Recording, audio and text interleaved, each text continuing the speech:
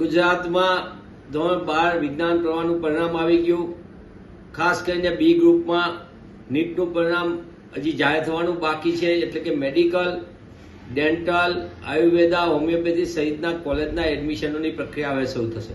પહેલા મા બાપોને ચિંતા કે અમારા બાળક સારા ટકાવારી લાવે, સારા ગુણ લાવે અને ડોક્ટર બનવાનું સ્વપ્ન જોતા વાલીઓ અને વિદ્યાર્થીઓ માટે સૌથી આંચકાજનક સમાચાર એ ગુજરાતની ખાનગી મેડિકલ કોલેજમાં બેફામ ફી વધારો ઝીકવામાં આવ્યો છે.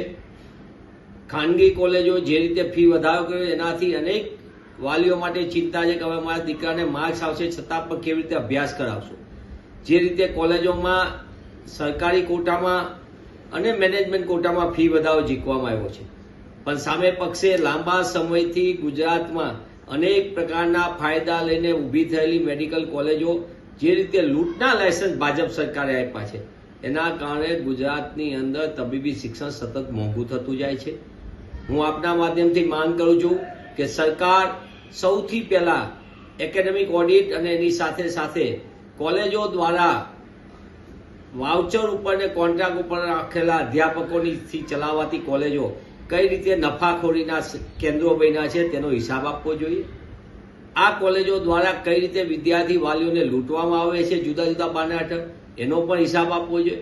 અને સરકાર શા માટે ખાનગી કોલેજોને લૂંટના લાયસન્સ આપી રહી છે એ પણ એક મોટો પ્રશ્ન છે. ગુજરાતમાં ગત વર્ષે સરકારે જીએમઈઆરએસ સરકાર સંચાલિત સરકારના પૈસાથી ઊભી થયેલી કોલેજોમાં પણ બેફામ ફી વધારાના નામે ત્યારે જ દરવાજો ખોલી નાખ્યો કે ખાનગી કોલેજો પોતે ને લૂંટ માટેની દરવાજો ખુલી ગયો છે. કારણ કે સરકાર પોતે જ જો વધારાની ફી વસૂલવા માંગતી હોય તો ખાનગી કોલેજો શા માટે એના સંચાલકો શું કામ ઘી કેરા થતા અટકે.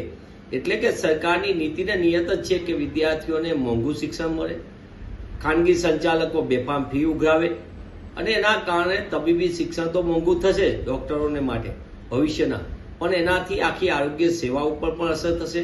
કારણ કે મોંઘી ફી, ઊંચી ફીથી ડોક્ટરો તૈયાર થશે તો ક્યારેક ગ્રામ્ય વિસ્તારની અંદર આ ડોક્ટરો પોતે સેવા આપશે એ પણ એક મોટો પ્રશ્ન છે.